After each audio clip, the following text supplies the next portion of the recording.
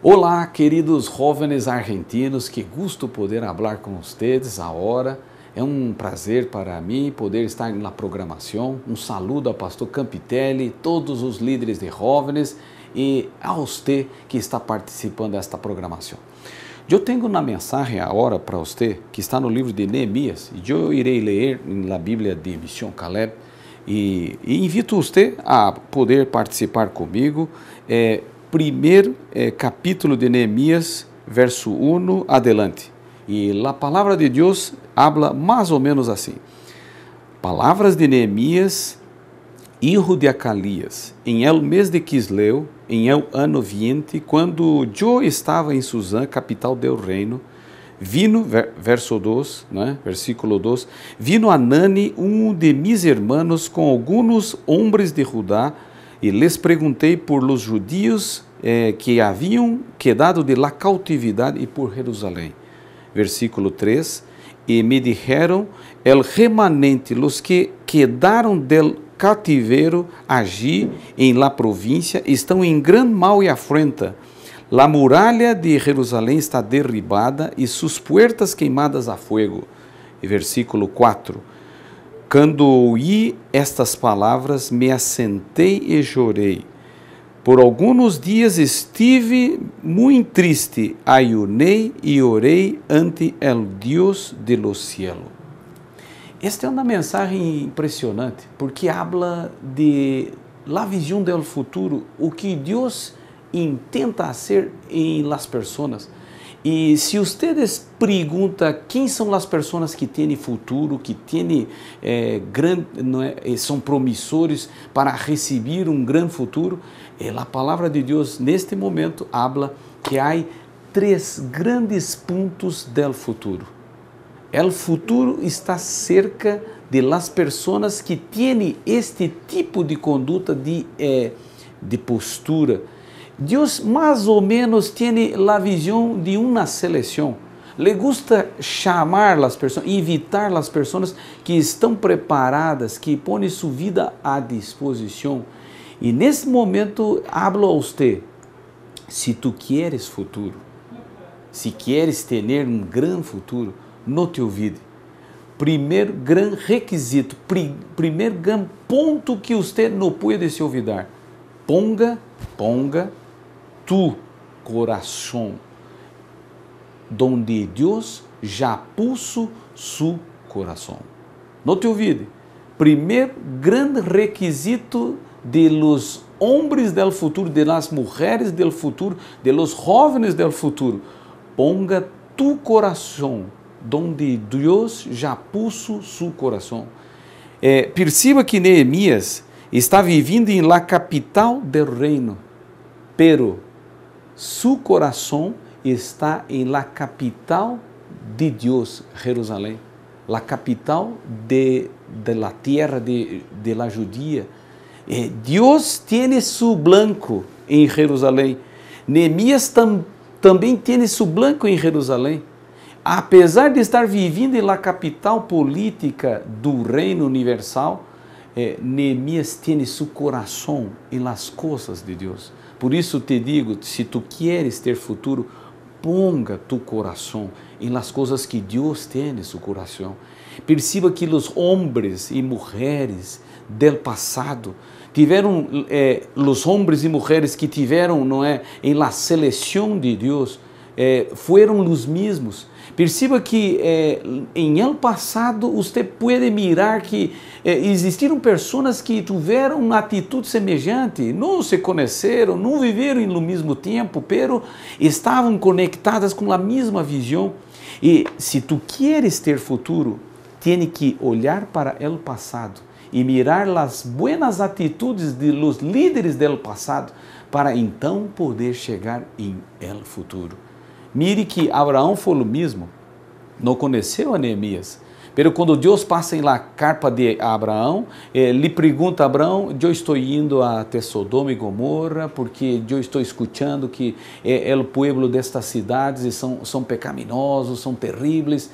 Então Deus diz: eu estou indo. E Abraão poderia ter dito: oh Senhor, tu estás indo? Por que não foi muito antes? Por que não destruiu este povo já? Porque este povo continua com seus pecados, com suas atitudes pecaminosas. Por que, Deus? Este povo ainda está vivo. Mas não foi assim. Abraão, quando escutou Deus falando: estou indo hasta Sodoma e Gomorra, Abraão falou: o Senhor destruirás los justos com los impíos.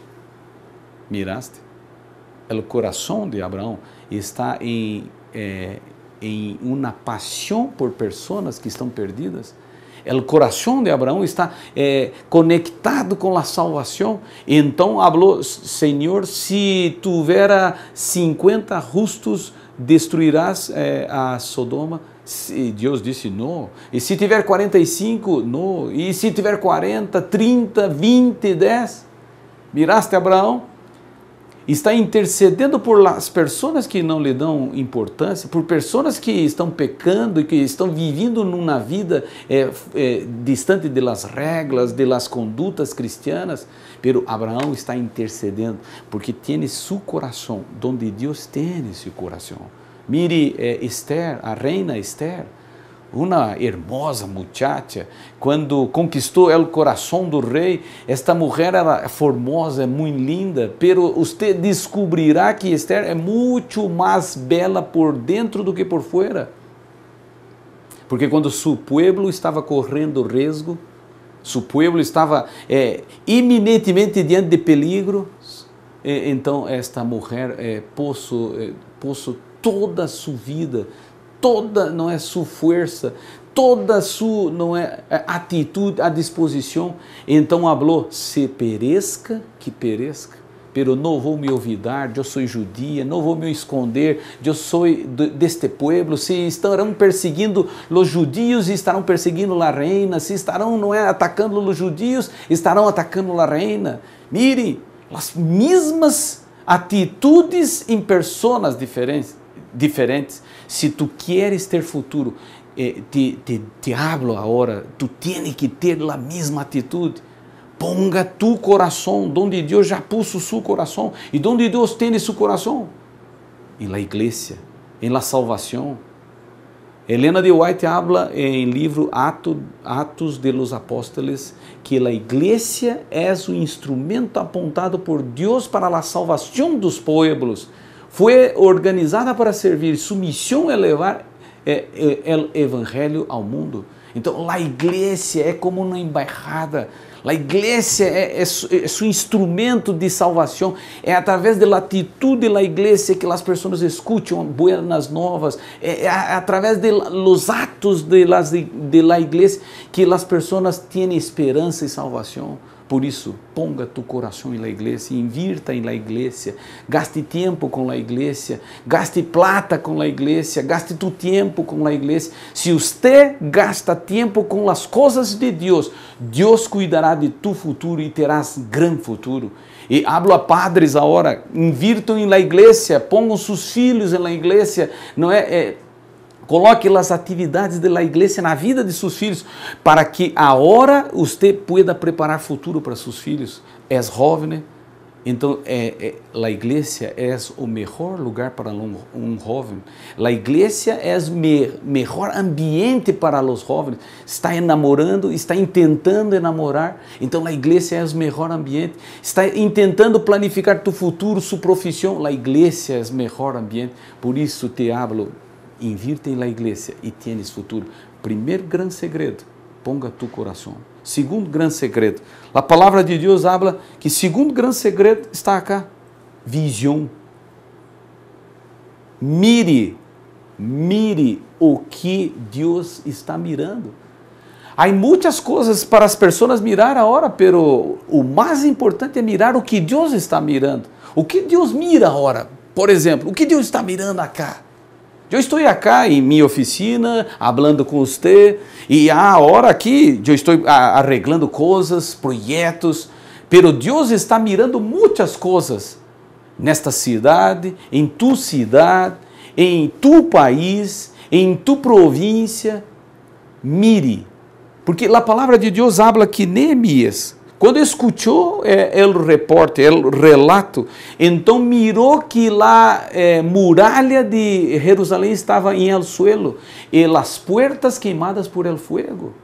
Quando Neemias mirou, entendeu que tinha uma necessidade. Jerusalém tinha uma necessidade. Qual necessidade? Qual necessidade? Reconstrução, restauração. Jerusalém está necessitando de uma pessoa que tenha iniciativa, que vá adelante, que coordine as coisas e que arregle, não é? E que a cidade pueda receber as bendições de um liderazgo como Neemias. A palavra de Deus fala que Neemias mirou. Te pergunto neste momento, o que você está mirando agora? Você só está mirando os jovens que estão aí involucrados em sua igreja, que estão involucrados em sua região? Está solamente mirando as coisas que estão ocorrendo em toda cidade? Então está mirando muito pouco, tem que mirar mais. Porque os grandes homens do futuro, eles têm visão grande, eles têm visão larga, e são pessoas que conseguem mirar muito distante. Imagine que Neemias estava vivendo muito lejos de Jerusalém, pero a distância para Neemias não é problema, porque seu coração está nas coisas de Deus, então sua visão tem longo alcance. Ponga Maria, a madre de Jesus. Maria, a madre de Jesus. Está embaraçada, né? Assim é, né? Maria quedou embaraçada por 9 meses. Quanto tempo uma mulher queda-se embaraçada na Argentina? Acá em Brasil, habla que provavelmente 9 meses, né? Assim é aí? Sim, Maria quedou embaraçada. Imagine. Então as pessoas lhe perguntavam, quem é o Padre? Mire, Maria respondeu, este Padre é divino. El Espírito Santo é o Padre. E as pessoas sorriam. Uau, nunca ocorreu isso. Maria, hable a verdade, Maria. Nunca nenhuma mulher embaraçou-se, não é, de algum ser celestial. Hable o que é correto. Jovens, irmãos que nos assistem agora, mire as coisas. Maria quedou embaraçada 9 meses. Por 9 meses teve que receber palavras duras, palavras que machucavam, palavras que eram, não é, contrárias à sua moralidade. E por 9 meses as pessoas fizeram, não é, críticas duras a o comportamento suposto imoralidade de Maria, pero por 9 meses Maria foi a única pessoa que mirou que nenhuma pessoa conseguia mirar. E o que mirou?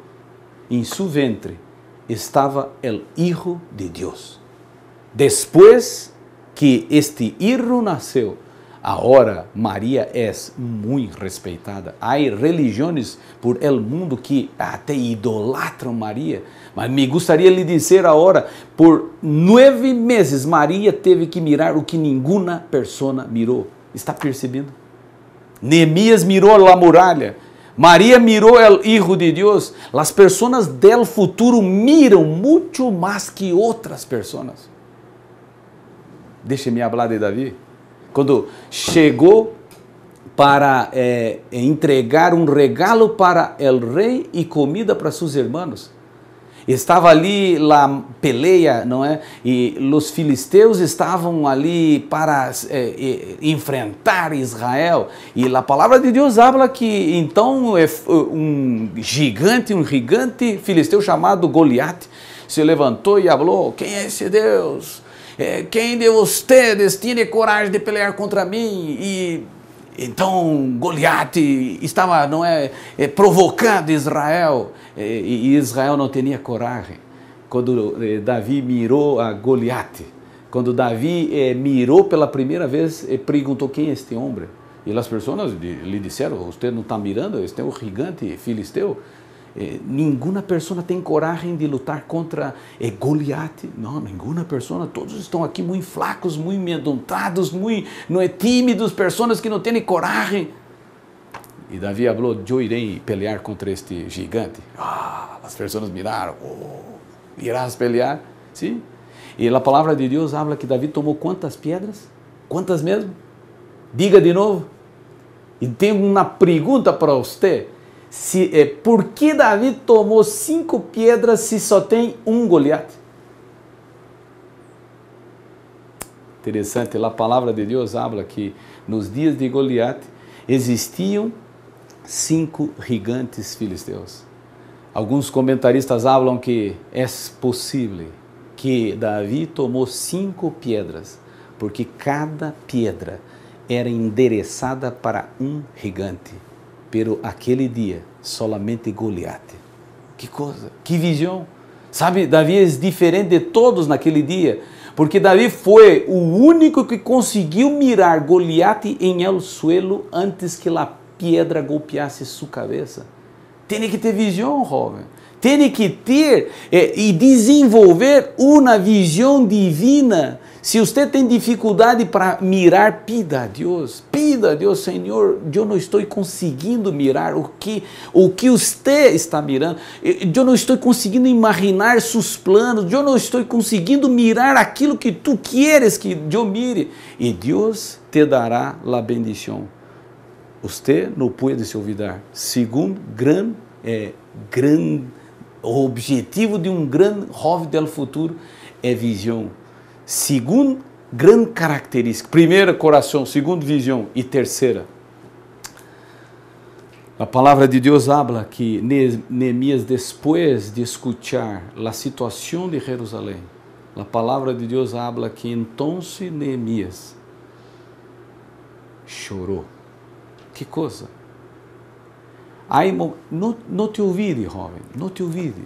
A palavra de Deus habla algumas coisas impressionantes. Quando Deus sente, você deve sentir. A terceira grande característica, depois de coração, visão, a terceira é sentimento. Sentimento, sentir, perceber as coisas como estão, o que está ocorrendo. Imagine que hasta agora comparei Neemias com Abraão, com Esther, com Maria, com Davi, Neemias com iguais, pessoas que viviam em tempos diferentes, mas foram iguais, tiveram a mesma disposição, a mesma coragem, o mesmo dinamismo, a mesma intenção de ajudar. Abraão intentando salvar pessoas perdidas de Sodoma, Neemias intentando reconstruir Jerusalém, Esther tentando salvar seu povo, está lá Maria, mirando o Hijo de Deus, Davi conseguindo mirar o poder de Deus em sua vida, não é para ir pelear contra Goliat. Pero agora me gostará comparar Neemias com Jesus. Eu não sei se você já sabia, ou se você imagina, ou se você já mirou isto, mas percebeu que Neemias chorou por la mesma cidade que Jesus chorou. Percebeu? Um dia Jesus mirou Jerusalém, estava em la montanha, e quando mirou, olhou e chorou, e falou as palavras que você conhece muito bem. Mirou, olhou e falou: Jerusalém, Jerusalém, quantas vezes eu quis reunir-te como galina junta seus polluelos, pero tu não me quiseste. E Helena de White fala que Jesus chorou, porque estava entristecido, e estava ali para ajudar, as pessoas estavam rejeitando, estava ali para servir, as pessoas estavam rechaçando. Quando Deus chora, você também chora. Sinta o que Deus sente. Quando Deus está sofrendo, você deve estar sofrendo. Quando Deus está angustiado, você deve estar angustiado. Você deve perceber o sentimento de Deus. Quando Deus tem muita gana para ajudar pessoas perdidas, você também deve ter muita gana para ajudar pessoas perdidas. Por isso, creio que Missão Caleb agora está se tornando um dos maiores projetos missioneiros de Sudamérica e do mundo. Por quê? Porque os jovens Calebs percebem a mesma As mesmas coisas que Deus percebe, e estão ajudando, estão servindo, estão donando suas vacações, servindo as comunidades, ajudando pessoas a serem salvas. Mire, Neemias foi reconstruir o muro e as portas. E depois que Neemias foi, Deus cambiou o futuro de Neemias. E de copeiro del rei, e um funcionário público del reino persa, Neemias se transformou em el governador de la Judía. Restaurou os muros, as portas, a cidade, a autoestima. Foi um grande restaurador. E a palavra de Deus habla que Neemias hecho uma obra impressionante. Em 52 dias restaurou Jerusalém. Diz a palavra de Deus que el inimigo, Sambalate, Tobias e Gesem, quando miraram isto, temblaram, porque perceberam que Deus estava junto com Neemias. Neste momento, eu quero invitar você, quer ter futuro, quer chegar em el futuro, quer ser grande em el futuro, então você não pode se olvidar, tem que ter as três coisas: coração e as coisas de Deus, mirar o que Deus está mirando e sentir o que Deus sente. Eu não tenho dúvida que se você se involucrar nestes três blancos, nestes três pontos, nestas três perspectivas, tu vida será uma bendição. De la divisão sudamericana para a Argentina, todo o nosso carinho a este pueblo amado, toda nossa alegria por ver que a Argentina está despertando. Que Deus te bendiga. Deus te chama a hora. Você irá aceitar? Você irá se entregar? Você irá poner sua vida em las manos de Deus? Deus quer fazer uma grande obra nesta terra, neste país, e Ele necessita de você. Se estás disposto, levante a mão. Pastor, eu estou disposto. Me gusta, pastor, me gustará muito servir a igreja, donar mi tempo, mi vida. Pastor, ore por mim, eu irei orar por você. Levante a mão, ponga-se em pé.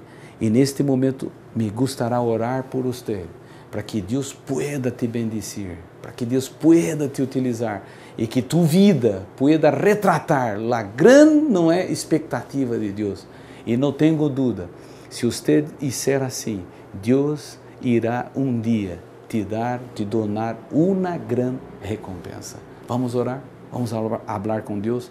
Padre querido, neste momento, ao falar para esta juventude querida, pueblo argentino, que estão agora planificando projetos, que estão agora se preparando para uma grande missão, uma grande etapa, Padre, te pido que as três grandes características del jóvenes del futuro puedan alcançar estes jóvenes, coração em las coisas de Deus, visão para mirar o que Deus mira e sentir como Deus sente.